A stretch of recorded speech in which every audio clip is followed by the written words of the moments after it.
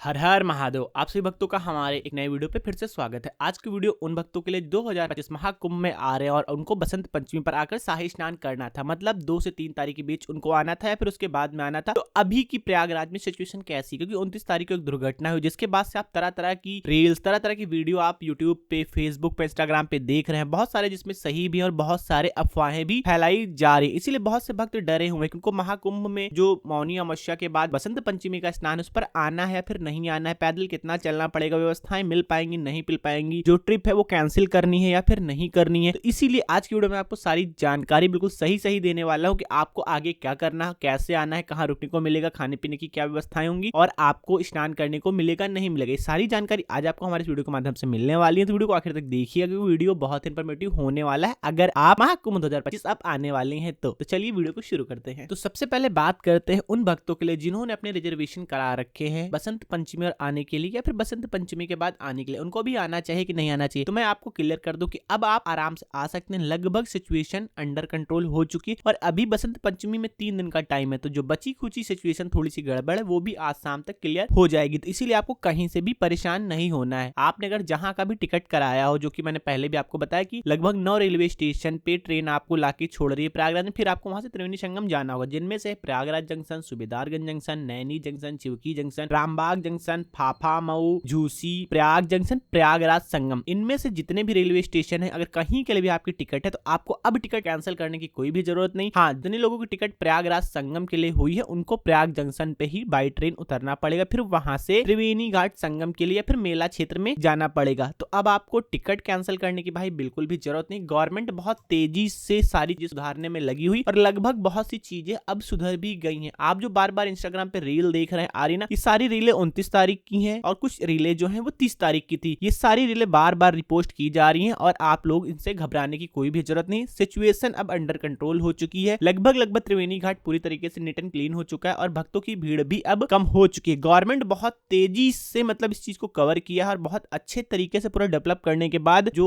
बसंत पंचमी का अमृत स्नान होने वाला है, शाही स्नान होने वाला है, उसकी तैयारी में लगा हुआ है। और इसी की तैयारी को देखते हुए गवर्नमेंट ने जो कड़े निर्णय लिए थे कि प्रयागराज की सीमा में जो 4 पहिया थे, 2 पहिया थे, 2 व्हीलर थे, उनको अंदर नहीं जाने दे रहे थे भाई, उनको भी अब पूरी तरीके से छूट मिल गई है। जो बार बार आप देख रहे हैं ना कि 45 किलोमीटर 50 किलोमीटर लगभग जाम लगा हुआ है भाई, तो वो भी अब पूरी तरीके से खुल चुका है। और डीएम का जो आदेश भी आ चुका है कि भाई जो बार बार आप देख रहे हैं कि 5 तारीख तक आपको प्रयागराज में गाड़ी लेके नहीं जाने को मिलेगा प्रयागराज जिले में, ये पूरी तरीके से फेक न्यूज चलाई गई है भाई। इसमें नमस्कार, मैं जिलाधिकारी प्रयागराज बोल रहा हूँ।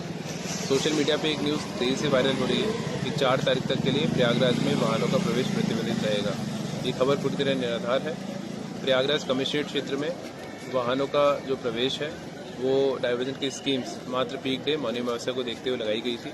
आज 30 तारीख को लगभग सभी श्रद्धालु वापस लौट रहे हैं, अंतिम चरण में है। तो पुलिस द्वारा डाइवर्जन की स्कीम्स को हटाया जा रहा है, बैरिकेड्स को हटाने के निर्देश भी हमने उन्हें दिए हैं। 31 तारीख को, 1 तारीख को और 4 तारीख को किसी प्रकार का वाहनों में कोई प्रतिबंध नहीं रहेगा। मात्र 2 और 3 तारीख को चूँकि बसंत पंचमी का स्नान होगा तो डाइवर्जन की स्कीम्स लागू होंगी। मेला क्षेत्र में वाहनों के प्रवेश की एक डिफरेंट प्रक्रिया है, उसके बारे में मेलाधिकारी महोदय एवं डीआईजी महोदय द्वारा प्रथम से सभी को सूचित किया जाएगा। कमिश्नरेट क्षेत्र में कहीं किसी प्रकार से वाहनों का कोई प्रतिबंध नहीं है, ये मैं आप सभी को सूचित करना चाहता था। बहुत बहुत खुद डीएम ने आके इसको कंफर्म किया है कि भाई प्रयागराज अब आप अपनी कार वगैरह लेके आ सकते हैं, आपको कहीं कोई दिक्कत नहीं होगी। रास्तों पे जाम पूरी तरीके से खुल गए। लेकिन अगर आप बसंत पंचमी के आसपास आएंगे तो जो पहले से पार्किंग बनी हुई गाड़ी आपको पार्किंग में ही जाके खड़ी करनी पड़ेगी। वहां पे आप गाड़ी खड़ी करेंगे, फिर आपको त्रिवेणी घाट संगम की तरफ जाना पड़ेगा। अब यहाँ पे मैं आपको एक चीज और बता दूं, अगर आप बाई कार आएंगे तो जो पार्किंग थी मैंने पहले की वीडियो में बताई है, आपकी गाड़ी वहीं पे खड़ी हो जाएगी और गाड़ी खड़ी करने के बाद आपको पैदल ही मेला क्षेत्र त्रिवेणी घाट संगम तक जाना पड़ेगा। अब आपको त्रिवेणी घाट संगम अगर नहाने जाना है तो कहाँ पे स्नान करना है, तो अगर आप अभी 1-2 तारीख में पहुंचते हैं तो भाई आप त्रिवेणी घाट संगम जा सकते हैं। भीड़ कम हो गई है तो आप वहां पे स्नान कर पाएंगे। इसके अलावा अगर आप बाई ट्रेन आते हैं भाई, तो अगर बाई ट्रेन आएंगे तो आपको पैदल ही संगम क्षेत्र मेला क्षेत्र में जाना पड़ेगा। इसकी सबसे बड़ी दिक्कत आपको हो सकती है, लेकिन इसमें आपको डरने की बात नहीं भाई। आप केदारनाथ जाते हैं, आप समझिए 15 से 20 किलोमीटर पैदल ट्रैकिंग करके जाते हैं। आप अमरनाथ जाते हैं, 45 किलोमीटर पैदल चलते हैं, ठीक। तो ऐसे अगर आप इतना चल सकते हो तो सिर्फ महाकुंभ आने के बाद ये जो रोना लोगों का है भाई ना, इससे आपको बिल्कुल भी विचलित नहीं होना है। अगर आपके मन में श्रद्धा है, आप त्रिवेणी संगम स्नान करना चाहते हैं, तो 15-20 किलोमीटर पैदल चलना कोई भी मायने नहीं रखता है अगर आप सही में धार्मिक यात्रा पे आना चाहते हैं तो। और अगर आप पिकनिक मनाने के उद्देश्य से महाकुंभ आ रहे हैं भाई, तो मैं अभी आपको अलर्ट कर दूं कि आपको महाकुंभ आने की कोई भी जरूरत नहीं है। पिकनिक मनाने आप किसी और स्पॉट पे जा सकते हैं, महाकुंभ आने की कोई भी जरूरत नहीं। अगर आप धार्मिक यात्रा पे आ रहे हैं, आप कुंभ में आके स्नान करना चाहते हैं, तो फिर आपको इतना तो मैनेज करना ही पड़ेगा। भीड़ होगी, लेकिन अब जितनी भीड़ पहले मौनी अमावस्या पे एकदम से आ गई थी, अब उतनी भीड़ आपको बिल्कुल भी देखने को नहीं मिलेगी पूरे मेला में। तो आप आराम से बसंत पंचमी पे आइए, आपको डरने की कोई भी जरूरत नहीं है। मैं फिर से बता दूं, अगर आप रेलवे स्टेशन आएंगे तो रेलवे स्टेशन से आपको पैदल ही त्रिवेणी घाट संगम तक जाना पड़ेगा। और एक रिक्वेस्ट भी है भाई आप लोगों से कि अगर आप लोग बसंत पंचमी के स्नान पे आएंगे तो गवर्नमेंट के बनाए हुए जो रूल्स हैं उनको जरूर फॉलो करिएगा। अगर गवर्नमेंट ने कहीं पे बैरिकेडिंग की है भाई, तो उसके आगे आपको नहीं जाना है। आपको नजदीकी जो गंगा घाट बनाए हैं, आपको वहां पे ही स्नान कर लेना है। बहुत आराम से आपके स्नान होंगे। पूरा क्षेत्र भाई वो कुंभ का जो पूरा क्षेत्र है, वहां पे आप कहीं भी स्नान कर सकते हैं। जरूरी नहीं है कि आप त्रिवेणी संगम जाएं, इसीलिए मैं बार बार आपको अपडेट दे रहा हूं। और आज का वीडियो इसीलिए मैं बना रहा हूं ताकि बहुत से लोगों के सवाल थे बसंत पंचमी पे आए या टिकट कैंसिल करें, ट्रिप आगे बढ़ा दे। तो भाई बिल्कुल भी आपको परेशान नहीं होना है। बाकायदा आज से प्रयागराज के लिए गाड़ियां भी जा रही हैं, कोई दिक्कत नहीं है। रास्ते में कहीं भी जाम नहीं लगा हुआ है, पूरी तरीके से जाम खुल चुका। हाँ, थोड़ी सी भीड़ अभी भी आज प्रयागराज में आपको देखने को मिलेगी, तो वो भीड़ भी भाई 1 तारीख की रात तक धीरे धीरे पूरी तरीके से छट जाएगी। और बसंत पंचमी के स्नान की जो तैयारी गवर्नमेंट करी ना भाई, इसीलिए तो करी ना भाई कि जो लोग बसंत पंचमी पर आने वाले हैं वो लोग आएंगे। अगर सब लोग ट्रिप कैंसिल कर देंगे, कोई आएगा नहीं, तो भाई गवर्नमेंट की इतनी व्यवस्थाएं करने का क्या फायदा होगा। तो गवर्नमेंट के दिमाग में भी ये चीज चल रही कि भाई बसंत पंचमी पे भी करोड़ों श्रद्धालु स्नान करने के लिए आ सकते हैं, तो आपको अपनी ट्रिप कैंसिल नहीं करनी। आप आराम से बसंत पंचमी पे आएंगे, आपको आराम से यहाँ पे स्नान करने को मिलेगा। अब बात करते हैं आपको कहाँ कहाँ जाना है भाई। तो अगर आप बसंत पंचमी पे आएंगे तो आपका सिर्फ उद्देश्य होना चाहिए कि आपको जाके स्नान करना है। अगर त्रिवेणी संगम की तरफ आपको जाने देंगे तो आप त्रिवेणी संगम में जाके स्नान करना। अगर नहीं जाने देंगे तो आप जहां उतरेंगे, जिस भी रेलवे स्टेशन पर उतरेंगे, जहां भी नजदीकी मेला क्षेत्र में पहुंचेंगे, तो आपको उधर ही स्नान कर लेना। सबसे अच्छा है उन लोगों के लिए जो नैनी से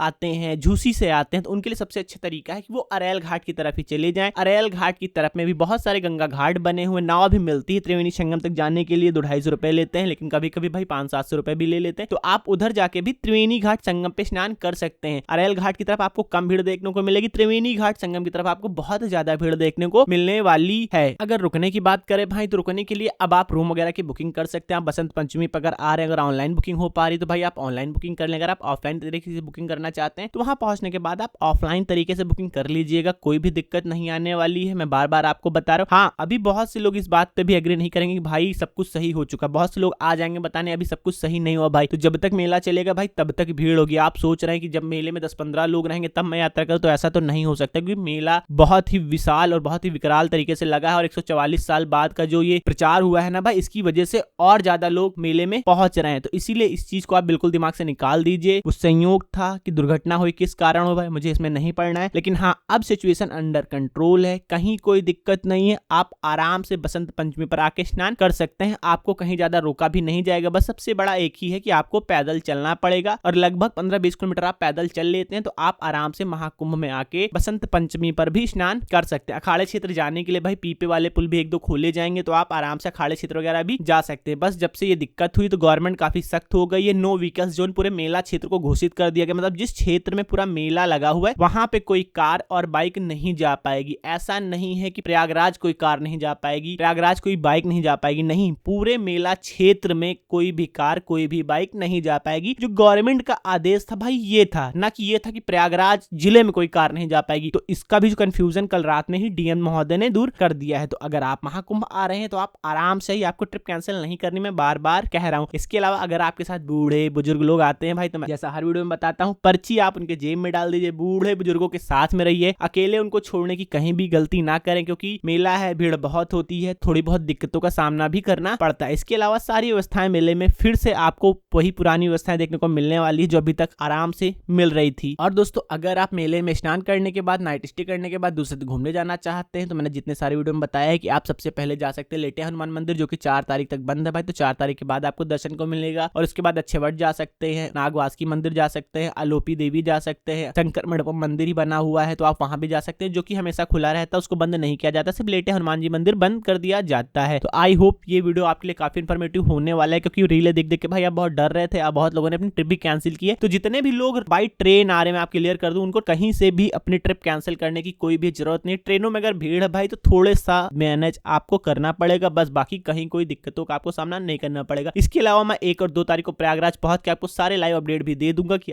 क्या स्थितियां इस समय की हैं। तो ज्यादा से ज्यादा इस वीडियो को शेयर करिएगा भाई, ताकि लोग को सही जानकारी मिल सके। जो लोगों ने डरा रखा है ना भाई, कल जैसे इंस्टाग्राम खोल रहा हूं सिर्फ वही रील, भगदड़ मची, लोग खत्म हुए, भगदड़ मची, लोग खत्म है। ठीक है भाई, दिक्कतें हुई है, लेकिन बार बार वही चीजें डाली जा रही, रिपोस्ट की जा रही, रिपोस्ट की जा रही, रिपोस्ट की जा रही, वही चीजें लोगों को बार बार दिख रही है, इसलिए कुछ अच्छा देखने को नहीं मिल रहा है। इसीलिए और भक्त जो है आने वाले डरे हो, तो अब डरने की कोई भी जरूरत नहीं। गवर्नमेंट ने सारी सिचुएशन अंडर कंट्रोल कर लिया। आप आराम से महाकुंभ आइए और आराम से आपको स्नान करने को मिलेगा। हर हर महादेव।